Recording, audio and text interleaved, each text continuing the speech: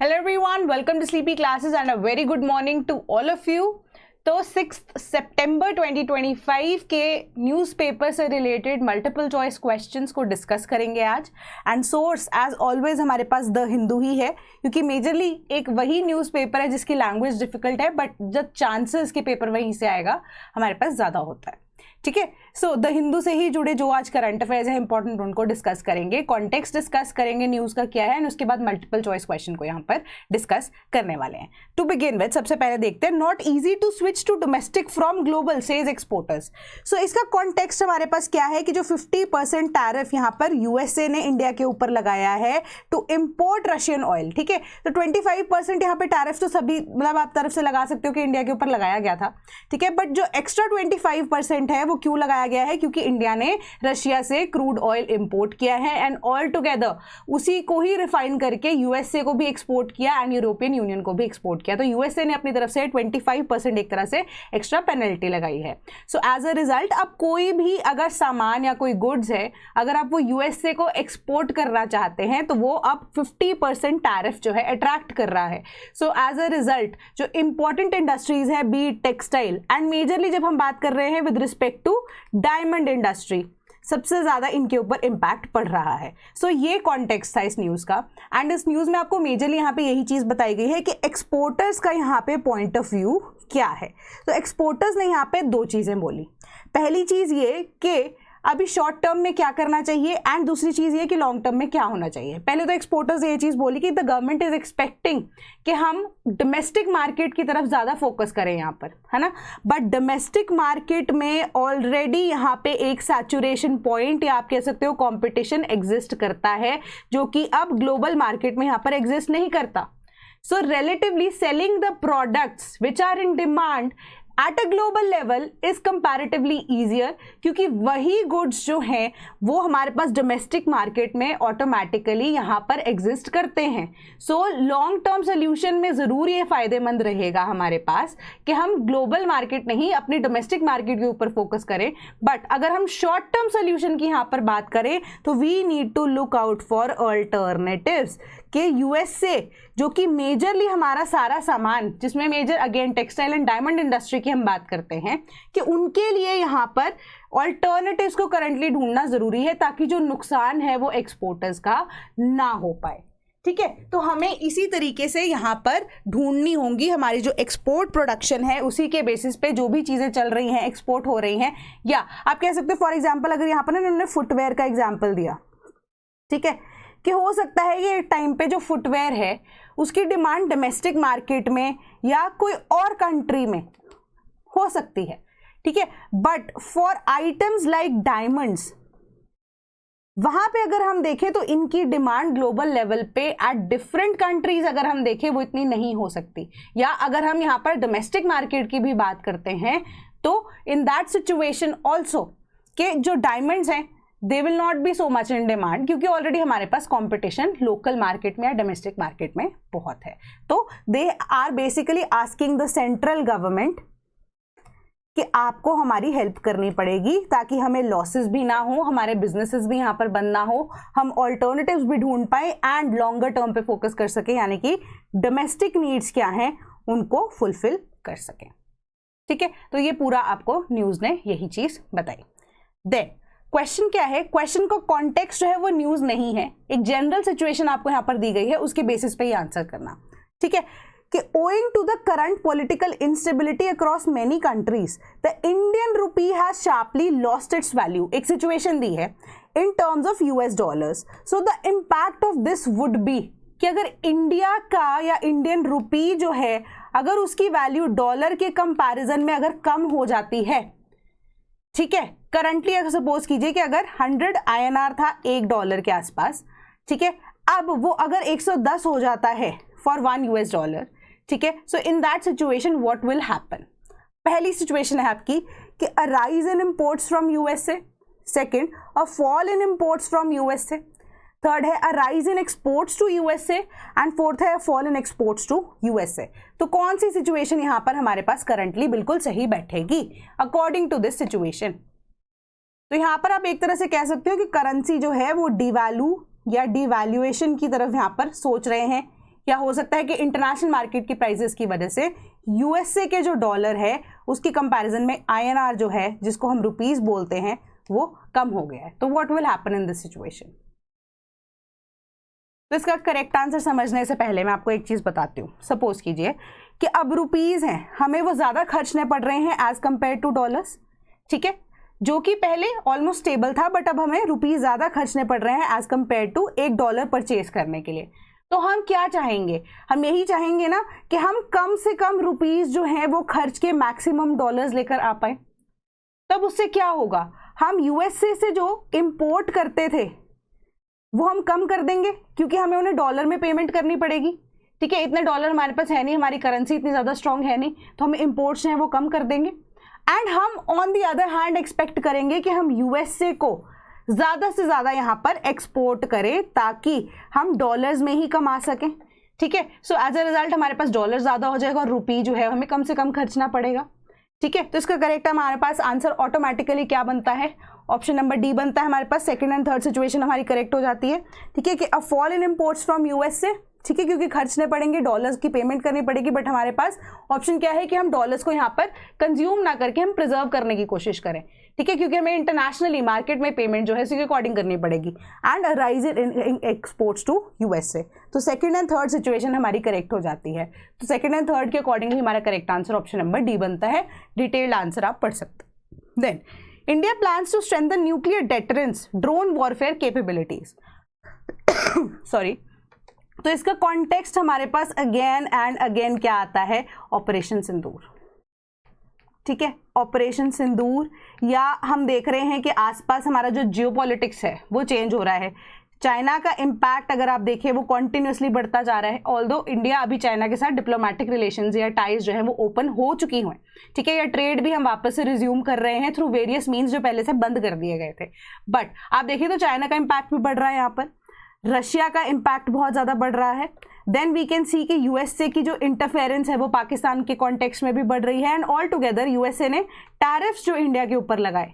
So in every situation अगर हम देखा यहाँ पर कि India needs to strengthen its policies as well as अपनी जो वॉरफेयर की टेक्निक्स हैं या वॉरफेयर टेक्नोलॉजी को यहाँ पर बेटर करना बहुत ज़्यादा ज़रूरी है, ठीक है। सो उसी की कॉन्टेक्स्ट में ये न्यूज़ आपको बताई गई है। कोई यहाँ पर किसी भी तरह के हथियार की बात नहीं की गई है, सिर्फ उनकी एक तरह से आप कह सकते हो कि डिस्क्रिप्शन कि किस तरह का हथियार बनाना चाहिए इंडिया को, या किस तरह के यहाँ पर न्यूक्लियर वॉरहेड्स की रिक्वायरमेंट है, या ऑल टुगेदर वॉरफेयर कैपेबिलिटीज़ की क्या क्या रिक्वायरमेंट है, आपको वो चीज़ यहाँ पर बताई गई है।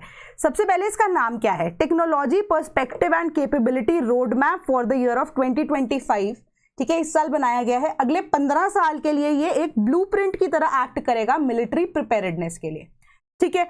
अब डॉक्यूमेंट क्या है, वो हाईलाइट क्या करता है यहाँ पर कि कौन से मेजर्स लेने चाहिए हमें क्रेडिबल न्यूक्लियर डेटरेंस के तौर पे, ताकि हम सरवाइव कर सके सिस्टम्स को, as well as advance delivery platforms में यहाँ पर काम भी कर सके। कि ऑल टुगेदर हमें अपनी रिक्वायरमेंट तो है ही है, डोमेस्टिक रिक्वायरमेंट तो है ही है, प्लस हम कैसे एक्सपोर्ट कर सके। क्योंकि 2-3 days ago in the newspaper ये भी आइडिया यहाँ पर दिया गया था अकॉर्डिंग टू अ सर्वे कि इंडिया ने मैक्सिमम यहाँ पर हाईएस्ट टिल नाउ एक्सपोर्ट किए हैं वेपन्स, ठीक है, जो कि अब इंडिजिनस वेपन्स भी हैं। तो वेपन्स से भी आप कह सकते हो इंडिया को यहाँ पर पैसा आ रहा है कि हम किस तरीके से उन वेपन्स को इंडिजिनसली डेवलप करें और डोमेस्टिक मार्केट्स को भी यहाँ पर केटर कर सकें, अपनी खुद की सशक्तिकरण के लिए भी हम उसके ऊपर काम कर सकें, ठीक है। And avoids reference to specific warhead technologies, के स्पेसिफिकली नाम यहाँ पर किसी भी वॉरहेड टेक्नोलॉजी का नहीं लिया गया है।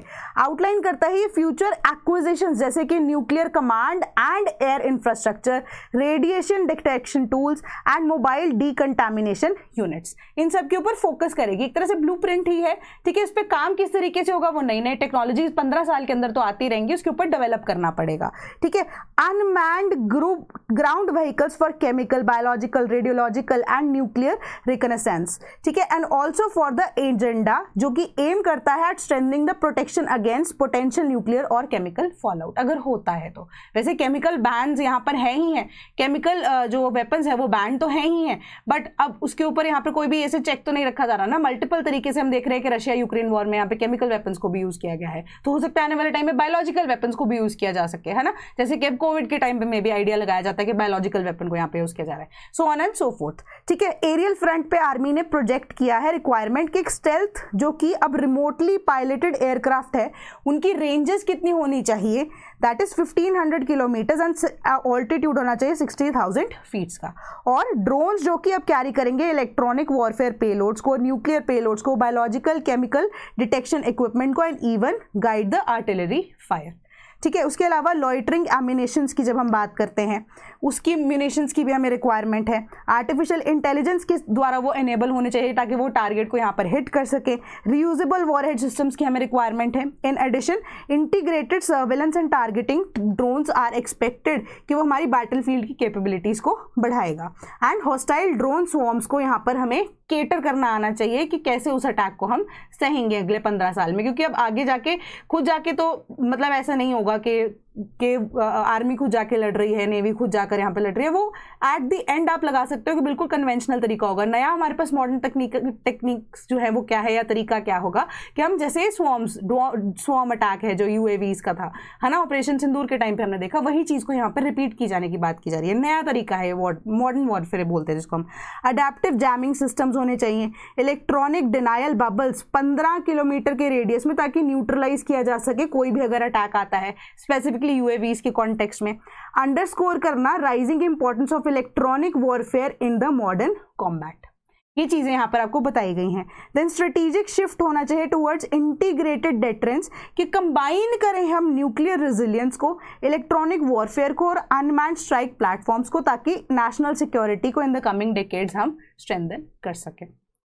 ठीक है, ये चीज आपको मेजरली यहाँ पर बताई गई है कि ये ब्लूप्रिंट है। सवाल देखते हैं आप, Which among the following is not a use of nuclear energy ensuring food safety? कि फूड सेफ्टी के अंदर न्यूक्लियर एनर्जी को यूज किया जाता है। सो अमंग दीज 4 ऑप्शंस, उनमें से ऐसा कौन सा यूज है जो कि स्पेसिफिकली फूड सिक्योरिटी के लिए यहाँ पर एप्लीकेबल नहीं होता? Irradiation, sterile insect technique, isotopic techniques and radio active tracers. तो इसका करेक्ट आंसर क्या होना चाहिए आपके अकॉर्डिंगली? तो इसका करेक्ट आंसर है option number D, radio active tracers. So अगर हम इरेडिएशन की बात करें, चलो इन डिटेल यहाँ पे एक्सप्लेन करती हूँ आपको। इरेडिएशन की यहाँ पर बात की जाती है, तो अब फूड एंड एग्रीकल्चर के लिए हम यूज करते हैं इरेडिएशन को। कैसे कि अब गामा रेज जो है रिलीज होती है न्यूक्लियर एनर्जी से। ठीक है, तो गामा रेडिएशन जो रिलीज होती हैं उससे क्या होता है कि हम स्टरलाइजेशन प्रोसेस फूड के लिए कैरी आउट करते हैं। तो इरेडिएशन की यूज हमारे पास फूड एंड एग्रीकल्चर जो है सेक्टर में काम कर रहा है। स्टेराइल इंसेक्ट टेक्निक, अब इंसेक्ट्स जो है उनकी इन्फेस्टेशन होती है, ठीक है, खाने के ऊपर। तो अब क्या किया जाता है स्पेसिफिकली इसी टेक्निक के द्वारा कि न्यूक्लियर टेक्नोलॉजी के लिए सबसे पहले तो इंटेंशनली हम उस पर्टिकुलर इंसेक्ट को ग्रो करते हैं। ठीक है, ग्रो करते हैं एज इन कि अंडर लैब कंडीशंस उनको अब एक तरह से मैन्युफैक्चर ही किया जाता है।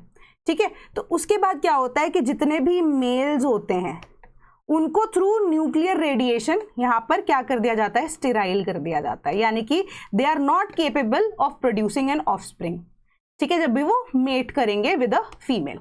ठीक है, तो इससे क्या होता है कि वो इंसेक्ट जो है आगे अगर ऑफस्प्रिंग प्रोड्यूस नहीं कर पा रहा, सो एज अ रिजल्ट जो भी हमारे पास ये स्टेराइल इंसेक्ट्स हैं वो क्या करेंगे, एज अ रिजल्ट वो ऑफस्प्रिंग प्रोड्यूस नहीं कर पाएंगे, अपना लाइफ टाइम यहाँ पर जीकर वो मर जाएंगे। So all together food industry के लिए बहुत इंपॉर्टेंट है। देन आइसोटोपिक टेक्निक्स, कि मल्टीपल आइसोटोप्स को यहाँ पे यूज किया जाता है। जैसे हम न्यूक्लियर एनर्जी की बात करें, यहाँ पे जितने भी आइसोटोप्स एग्जिस्ट करते हैं, आइसोटोपिक टेक्निक से ऑल टुगेदर फर्दर जो है हम फूड की स्टरलाइजेशन कर सकते हैं। या मेजरली अगर हम देखें तो ये वाटर के लिए यूज किया जाता है। ठीक है, वाटर कंटामिनेशन के लिए यूज किया जाता है, सेम तरीके से कि हम स्टरलाइजेशन प्रोसेस को कैसे हम कैरी आउट कर सकते हैं। वेराज अगर हम रेडियो एक्टिव ट्रेसर्स की बात करें तो ये ट्रेसर वर्ड जो है ना बहुत बड़ा आपके लिए हिंट था कि कोई भी आप सपोज कीजिए कि आपका टेस्ट होना है लैब के अंदर, है ना, कैंसर के लिए टेस्ट होना है या किसी भी तरह की आपको इमेजिंग यहाँ पर चाहिए। तो कई बार ऐसा होता है ना कि अगर आपने अपनी सीटी स्कैन भी कराई होगी कभी, तो वो आपको एक लिक्विड देते हैं पीने के लिए, ठीक है। सो वही लिक्विड में कई बार रेडियो एक्टिव ट्रेसेस को भी डाल दिया जाता है कोई certain high level cancer detection के टाइम पे, ठीक है। तो या तो वो आपको ओरली दिया जाता है या इंजेक्ट किया जाता है आपके ब्लड के अंदर, ठीक है। तो एज अ रिजल्ट क्या होता है कि ऑर्गन्स जो हैं अब वो अच्छे से यहाँ पर आपको दिखते हैं, विजिबल होते हैं इन दैट इमेजिंग, ठीक है। पेट स्कैन हो गया या आपकी जो स्कैन्स होती हैं डिफरेंट तरीके की, ठीक है, पेट स्कैन हो गई, तो ये ऑर्गन फंक्शनिंग को यहाँ पर बेटर तरीके से दिखा पाता है। ये कहाँ पे प्रॉब्लम एग्जिस्ट करती है उसको इजीली डिटेक्ट किया जा सकता है, उनको हम रेडियो एक्टिव ट्रेसर्स बोलते हैं, ठीक है। रेडियो एक्टिव एलिमेंट्स को अगर यूज किया जा रहा है तो रेडियो एक्टिव ट्रेसर्स बोलते हैं। सो एज अ रिजल्ट इसका correct answer option number D है, सिंस इसका यूज जो है वो अब मेडिकल इंडस्ट्री के अंदर होता है, ठीक है। सिंपल सा तरीका। Then external affairs minister to join Brazil led BRICS virtual summit on US tariffs. So अब क्या है यहाँ पर मेन मुद्दा, अगेन वो 50% जो टैरिफ्स अब लगाए गए हैं, ठीक है, उसी के ऊपर है। तो India along with Brazil, India and Brazil ये दो ऐसे कंट्रीज हैं इस टाइम पे। अब एक न्यूज़ के अंदर इसके अंदर ऐसे हिपोक्रेसी भी थोड़ी सी देखना, इंडिया एंड ब्राजील की जब हम बात करते हैं दोनों ही कंट्रीज ऐसी हैं जो कि 50% टैरिफ्स जिसके ऊपर लगाया गया है, ठीक है। सो अब ब्राजील सिंस अब ये ब्रिक्स का समिट जो कि वर्चुअल समिट होगा, आप एक तरह से कह सकते हो, ठीक है, कि वो समिट जब ऑर्गेनाइज किया जा रहा है तो ब्राजील ने अभी थोड़े टाइम पहले इंडिया को कांटेक्ट किया है एंड दे आर सेइंग कि we'll have a word with USA कि जो आप ये चीज़ कर रहे हो या इंटरनेशनली हम इस मुद्दे को रेज करने की कोशिश करेंगे थ्रू द ब्रिक्स समिट कि एक्चुअल में जो आपने 50% टैरिफ हमारे ऊपर लगाया दिस इज रॉन्ग, ठीक है। सो अब ये एक तरह से लीडर्स का यहाँ पर रिप्रेजेंटेशन है। तो अब आगे ना आप एक और न्यूज़ देखोगे उसके अंदर भी यही है कि इंडिया जो है उसको लूज कर दिया यूएसए ने, ऐसा कुछ स्टेटमेंट यहाँ पे दी है ट्रंप ने, है ना। तो उसके बेसिस पे यहाँ पर एक चीज़ यहाँ पे रियलाइज हो रही है कि सिंस अब इंडिया जो है इनिशियली अब वो यूएसए के साथ था, ठीक है, बट अब इंडिया की जो नज़दीकियां हैं वो रशिया के साथ हमेशा से ही रही हैं एंड रशिया के खेमे में आप एक तरह से कह सकते हो यहाँ पे चाइना भी एग्जिस्ट करता है, जिसकी वजह से इंडिया चाइना रिलेशंस जो है अब थोड़े से बेटर यहाँ पर होते हुए नजर आ रहे हैं। जो चीज़ मैंने आपको शायद पहले भी बताई थी यूएसए को यहाँ पर प्रॉब्लमैटिक लगती है, ठीक है। सो अब सिंस एससीओ अब हमारे पास समिट हुआ रिसेंटली, है ना, एससीओ समिट में प्रधानमंत्री मोदी खुद से गए यहाँ पर, ऑल्दो उनको पिछले समिट्स में यहाँ पे इनविटेशन भी नहीं दिया गया था, ठीक है, बट अब चलो इस बार गए वो। बट उसके बाद अब जो ब्रिक्स समिट है उसके अंदर प्रधानमंत्री मोदी नहीं जाने वाले, जहां पे अब यूएसए की प्रेजेंस आप देखोगे कि एग्जिस्ट करते हैं, वहां पे प्रधानमंत्री मोदी नहीं जाएंगे, वहां पर एस जयशंकर जी को इंडिया का रिप्रेजेंटेटिव बनाकर भेजा जाएगा, ऑल्दो वर्चुअली भेजा जाएगा, ठीक है। सो जो कि अब यूएसए के ऊपर अगेन एक क्वेश्चन मार्क यहाँ पर क्रिएट करता है, या एक तरह से इंडिया का ऐसा तरीका है यूएसए को यहाँ पर आप कह सकते हो कि दिखाने का कि we are not ready to have a word with you, है ना, क्योंकि अब प्रेसिडेंट अगर वहां पर होते हैं तो दूसरी कंट्री का प्राइम मिनिस्टर या प्रेसिडेंट वहां नहीं जा रहा है, बल्कि आप एक डिफेंस मिनिस्टर को वहां पे भेज रहे हैं, है ना, सॉरी एक्सटर्नल अफेयर्स मिनिस्टर को आप यहाँ पर भेज रहे हो, तो अकॉर्डिंगली यहाँ पर डिप्लोमेसी बहुत लेवल पे काम कर रही है। सो चलो अब एवरीथिंग का पार्ट, ब्राजील के जो प्रेसिडेंट है उन्होंने यहाँ पर इंडिया को कांटेक्ट करके यही चीज़ बोला कि we'll have a word with USA कि दिस इज नॉट करेक्ट, अगर करना था तो सबके ऊपर इक्वली करते। क्यों? क्योंकि अब हिपोक्रेसी यहाँ पे लाई करती है कि हाईली सैंक्शनड कंट्रीज जहाँ पे भी ऑनगोइंग वॉर हुई है, जैसे ईरान के केस में इजराइल के साथ, है ना, रशिया के केस में यूक्रेन के साथ अभी जो वॉर चल रही है, इनफैक्ट रशिया एंड ईरान जैसी हाईली सैंक्शनड कंट्रीज के ऊपर भी अगर हम देखें तो सिर्फ 10% tariff, that is one of the lowest tariffs USA ने लगाया है, ठीक है। सो विच रेजेज अ बिग क्वेश्चन कि अगर हेल्प कर भी दी रशिया की, या रशिया के सपोर्ट में है, या चाइना के साथ भी है, चाइना के केस में अगर हम देखें तो 30% टैरिफ यहाँ पे लगाया गया है, ठीक है। चलो अगर उनके साथ भी अगर आप एक तरह से इक्वल बिहेवियर अगर कर रहे हो तो 30% ही लगाते, या आप 10% रशिया को इतना ज्यादा डायरेक्टली यहाँ पे बोलते हो, ईरान को इतना डायरेक्टली बोलते हो, उनके ऊपर आप 10% टैरिफ लगा रहे हो, व्हाट इज द रीजन, है ना। तो ये सारी चीज़ों के ऊपर यहाँ पर ना क्वेश्चनिंग होना बहुत ज़्यादा ज़रूरी है। सो उसी को लेकर यहाँ पर बात जो है आगे हो सकता है कि ब्रिक्स समिट में सामने कुछ आ जाए, ठीक है। तो उस चीज़ को यहाँ पर डिस्कस करते हैं। क्वेश्चन क्या है हमारा कि हमें मुद्दे से नहीं भटकना है, हमें एग्जाम देना है, ठीक है। Consider the following. First statement कहती है कि strengthening global south cooperation for more inclusive and sustainable governance is the theme for BRICS 2025 summit. Second, Belarus became a full member of BRICS in 2025. Which of the statements above is or are correct? तो इसका correct answer है option number A, statement A, that is statement 1 only, ठीक है। कि जो theme है BRICS की 2025 की, सिंस ब्राजील ने प्रेसिडेंसी 1 जनवरी 2025 से जब ली या उनके पास आई, ठीक है, तो उसके अकॉर्डिंगली उन्होंने थीम जो है इस साल का या अपनी प्रेसिडेंसी के टाइम पीरियड का वो यही रखा 2025 के समिट के लिए। सेकेंड स्टेटमेंट आती है बेलारूस को लेकर। देन हमारे पास जो इंडोनेशिया है ठीक है। इंडोनेशिया 2025 जनवरी में joined BRICS as a full member, यानी कि अब हम Belarus, Bolivia, Kazakhstan, Cuba, Malaysia, Nigeria, Thailand, Uganda and Uzbekistan की बात करते हैं तो अभी भी वो पार्टनर कंट्रीज का स्टेटस यहाँ पर रखती हैं, ठीक है। सेकंड स्टेटमेंट हमारी इस तरीके से इनकरेक्ट हो जाती है।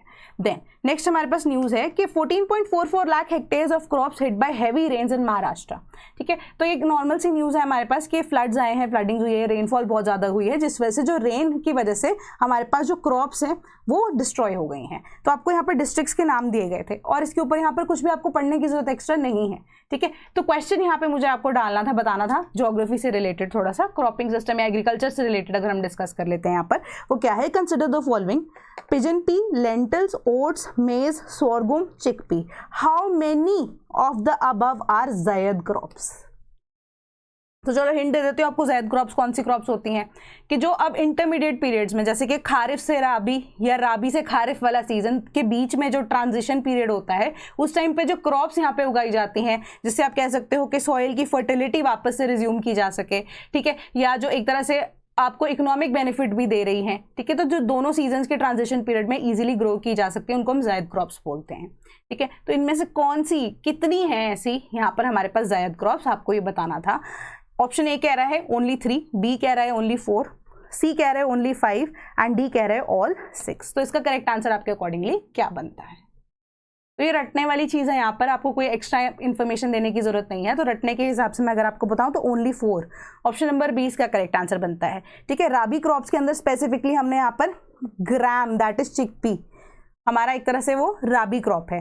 Then when it comes to oats, वो भी हमारी राबी क्रॉप है। उसके अलावा जितनी भी क्रॉप्स थी, ठीक है, ये ओट्स को एंड यहाँ पर आप चिकपी को छोड़कर जितनी भी हमारे पास क्रॉप्स हैं बाकी की बाकी, वो सारी की सारी हमारे पास राबी क्रॉप्स, सॉरी जायद क्रॉप्स हैं, ठीक है। तो इसको एक बार थोड़ा सा गो थ्रू कर लेना, आपको इन डिटेल यहाँ पर बताई गई हैं कौन सी क्रॉप है, वो राबी क्रॉप है, कौन सी जायद क्रॉप है, ठीक है। तो सिमिलर तरीके से आप खारिफ क्रॉप्स को भी यहाँ पे देख लेना, थोड़ी सी नजर मार लेना। Then USA has lost India to darkest China, जो कि ट्रम्प की स्टेटमेंट आई है। सो अब उन्होंने ये कॉन्टेक्स्ट यहाँ पर क्या रखा, कॉन्टेक्स्ट यही है कि एससीओ के समिट के टाइम पे नरेंद्र मोदी खुद से चले गए, ठीक है। अब उन्होंने यही बोला है कि इंडिया शुड डिसाइड, ट्रम्प के अकॉर्डिंगली इंडिया शुड डिसाइड कि वो कौन सी साइड पे हैं, either they are on USA side और आइदर और दे ऑन रशिया और चाइनाज साइड। तो इंडिया नीड्स टू डिसाइड कि आप बीच में यहाँ पर जगल नहीं कर सकते। Now the time has come कि आप जगल यहाँ पर नहीं कर सकते, ठीक है। तो यही चीज को लेकर अब आप कह सकते हो कि टैरिफ्स को लेकर ही यहाँ पर ये मुद्दा उठाया गया है, या एससीओ समिट में नरेंद्र मोदी खुद से गए हैं उसके ऊपर यहाँ पर मुद्दा उठाया गया है। तो इन एडिशन यहाँ पे बस आपको ये जो हाईलाइटेड पोर्शन है ना, वो बताया गया कि कॉन्वर्सेशन एक्चुअली में क्या हुई है। बट 2 इंपॉर्टेंट पॉइंट्स यहाँ पर आपको नोट करने हैं। सबसे पहले कि जो ब्रिक्स समिट अब होने वाला है, ठीक है, ब्राजील के अंदर, आने वाले टाइम में इंडिया का मे बी आप कह सकते हो आमना सामना यूएसए के साथ तब होगा। दूसरा ऑप्शन है हमारे पास या तो I2U2, ठीक है, I2U2, मैं अब कंट्रीज के नाम नहीं आपको बताऊंगी, ठीक है, सिंस वही चीज हम डिस्कस करेंगे यहाँ पर। I2U2 जिसमें अब नेक्स्ट ईयर इंडिया को होस्ट करना है समिट, एक तरह से आप कह सकते हो, या मीटिंग, ठीक है, I2U2 की। उस टाइम पे अब सिंस यूएसए भी I2U2 का मेंबर है, ठीक है, सो इन दैट केस क्या यूएसए के साथ अब आप कह सकते हो दूसरा पोजीशन ऐसे आएगी कि यूएसए में और may not attend the meeting. तो वो इंटरनेशनल लेवल पे या ग्लोबल लेवल पे एक बहुत बड़ा मैसेज हो सकता है for the other nations as well as for the security of India as well, ठीक है। तो ये चीज आपको यहाँ पर बताई गई है एंड ऑल टुगेदर ट्रंप ने ये चीज बोली है, backed by the secretary of the president of United States, यही चीज बोली गई है कि India should decide and finally take a decision accordingly, ठीक है। तो सवाल अब हम देख लेते हैं। I2U2 से जुड़ा आपका ये सवाल है। फर्स्ट स्टेटमेंट कह रही है कि I2U2 groupings is a result of Abraham Accords. Second statement आपको कह रही है कि all I2U2 members are the signatories of Artemis Accords. So which of the statements above is or are correct? तो इसका करेक्ट आंसर है option number C, both 1 and 2। I2U2 की बात करें तो 2020 के अंदर फाइनली, या 2020-21 की जब हम एग्जैक्टली बात करें, तो अब्राहम अकॉर्ड्स जो हैं फाइनलाइज कर दिए गए थे डिफरेंट लेवल्स पे, डिफरेंट ईयर्स में डिफरेंट कंट्रीज के साथ। फाइनल लेवल पे 2020-2021 के अंदर यहाँ पर अब्राहम अकॉर्ड्स फाइनल हुए।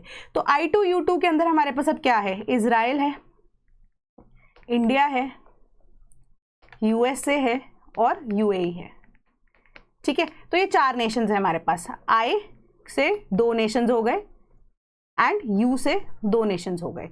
अब सिंस इजराइल एंड UAE, एक यहां पर आप कह सकते हो कि ये इस्लामिक नेशन है, ठीक है, एंड इजराइल की जब हम बात कर रहे हैं तो हमेशा से जेरूसलम वाले रीजन को लेकर या गाजा पैलेस्टीन को लेकर मुद्दा चल रहा है ना, तो हमेशा से ही इस्लामिक नेशंस के साथ इजराइल की नहीं बनी है। तो अब्राहम अकॉर्ड्स वही एक सीरीज ऑफ अकॉर्ड्स है जिसके अंदर मेजरली अगर हम देखें तो USA ने इंटरवीन करते हुए इजराइल की सपोर्ट में या इजराइल के साथ सीज फायर डिक्लेयर कराई है of all the Islamic Nations. ठीक है, तो मेजरली 2020-21 में जब ये अकॉर्ड्स फाइनलाइज यहाँ पर हुए, ठीक है, तो उसके अकॉर्डिंगली एक ग्रुपिंग को बनाया गया I2U2, जो कि मिलिटरीली, पैसे वाइज भी एंड रीजनल कोऑपरेशन के बेसिस पे भी अगर हम देखें, वर्ल्ड एज अ होल देखें तो उनकी डेवलपमेंट की यहाँ पे बात करता है, जो कि हर एक ऑर्गेनाइजेशन यहाँ पर करती है। ठीक है, मेजर उसका मुद्दा यही है। तो अब अगर हम देखें तो आउटकम तो अब्राहम अकॉर्ड्स ही है हमारे पास। सेकेंड चीज यहाँ पर यही है कि I2U2 के ना मल्टीपल यहाँ पर प्रोग्राम्स हैं या मल्टीपल उनके आइडियाज है। जैसे हमने कल CPEC की बात की थी, जो कि BRI का इनिशिएटिव है ना, बेल्ट एंड रोड इनिशिएटिव का पार्ट है। सिमिलर तरीके से अब I2U2 के अंदर स्पेसिफिकली स्पेस एक्सप्लोरेशन की भी बात की जाती है। ठीक है, एनर्जी जिसको हम बोलते हैं कि क्लीन एनर्जी की बात की जाती है, या ओवरऑल डेवलपमेंट की यहाँ पे बात की जाती है। सो अकॉर्डिंगली I2U2 में क्लीन एनर्जी के तौर पे गुजरात में एक प्लांट सेटअप होना है। ठीक है, अब अगर USA के साथ इंडिया के रिलेशंस खराब हो ही चुके हैं तो मे बी ये क्लीन एनर्जी प्रोजेक्ट पे कुछ ना कुछ इशू हो, क्योंकि इजराइल एंड USA का अपना अकॉर्ड है। एंड इंडिया की अगर हम बात करें, UAE के साथ इतने रिलेशन हम ओपनली नहीं देख सकते कि सही है या नहीं है ना। इंपोर्ट एक्सपोर्ट के लिए, इनकम टैक्स एक्ट के लिए अलग से वो जो चीज़ें चल रही हैं वो चल रही हैं, बट इंडिया इज ट्राइंग कि अरेबियन नेशंस के साथ हमारा जो रिलेशन है वो बेटर रहे, क्योंकि सिंस हमने इनकम टैक्स एक्ट में जो चेंजेस आए हैं उसके अंदर भी चीज़ें डिस्कस करी थी कि UAE का नाम स्पेसिफिकली यहाँ पे डाल दिया गया, या अबू धाबी का या स्पेसिफिकली नाम, या दुबई का नाम वहाँ पे पहले डाला गया था, तो अब UAE का नाम भी डाल दिया गया अलग से, है ना। नहीं याद तो आपको प्लीज़ आप उसे रिविजिट कर सकते हो, ठीक है, स्पेसिफिक वीडियो को। तो अब यहाँ पर आपको लगेगा कि ये 2 कंट्रीज साथ में एंड ये 2 कंट्रीज प्रोबेबली साथ में आ सकती हैं, तो उससे इंपैक्ट किस पे पड़ेगा, I2U2 के ऊपर। ठीक है, तो अभी करंट सिनेरियो में आपको समझा रही हूँ, बट सेकंड स्टेटमेंट हमारी क्या कहती है कि I2U2 members are signatories of Artemis Accords. अब आर्टेमिस अकॉर्ड जो है वो 2020 के आसपास यहाँ पर एक नॉन बाइंडिंग आप कह सकते हो ट्रीटी की तरह है, जहां पर जितने भी मेंबर नेशंस, जिसमें I2U2 के नेशंस तो पक्का ही पक्का हैं, ठीक है, उन्होंने यहाँ पर क्या कहा है कि हम जो स्पेस की एक्सप्लोरेशन करेंगे वो सेफ एंड ट्रांसपेरेंट तरीके से करेंगे। ठीक है, स्पेसिफिकली जैसे हम स्पेस डेब्री की बात करते हैं, आने वाले टाइम में हो सकता है स्पेस वॉर्स भी हो जाए, है ना, तो एक रिस्पॉन्सिबल तरीके से हम स्पेस एक्सप्लोरेशन करेंगे। तो आर्टेमिस अकॉर्ड जो है वो नासा के द्वारा आप कह सकते हो यहाँ पर प्रपोज किया गया था, जो कि नॉन बाइंडिंग है। तो इंडिया भी उसका मेंबर है, USA भी उसका मेंबर है, ऑल टुगेदर I2U2 के जितने भी अभी 4 नेशंस हैं वो अब आर्टेमिस अकॉर्ड्स का भी पार्ट हैं। ठीक है, सो बस मैं आपको यही चीज़ समझा रही थी कि क्लीन एनर्जी प्रोजेक्ट गुजरात में भी हैम्पर हो सकता है, स्पेस एक्सप्लोरेशन पे आगे आने वाले टाइम पे में भी क्या चीज़ें हो सकती है वो I2U2 के ऊपर भी डिपेंड करेगा। ये जो समिट है 2026 के अंदर, जिसको इंडिया यहाँ पर चेयर करने वाला है या होस्ट करने वाला है ऑल टुगेदर, अगर हम देखें तो उस चीज़ के ऊपर क्या इम्पैक्ट पड़ सकता है। ठीक है, सो करेक्ट आंसर हमारे पास क्या बनता है, ऑप्शन नंबर सी। तो डिटेल्ड आंसर आप यहाँ पर पढ़ सकते हो ऑन द टेलीग्राम ग्रुप, जो कि PDF अपडेट होगी as soon as this video gets public. So in case if you preparing for UPSC 2026 we have an ongoing batch for you. तो कोई भी कोर्स इंक्वायरी होती है तो आप हमें टोल फ्री नंबर 1800-890-3043 पे कॉन्टैक्ट कर सकते हैं, या sleepy.classes@gmail.com पे हमें ईमेल भी कर सकते हैं। कॉमेंट सेक्शन तो आपके पास अवेलेबल रहता ही है। Same goes for the test series. So that is all from my side today. Thank you so much.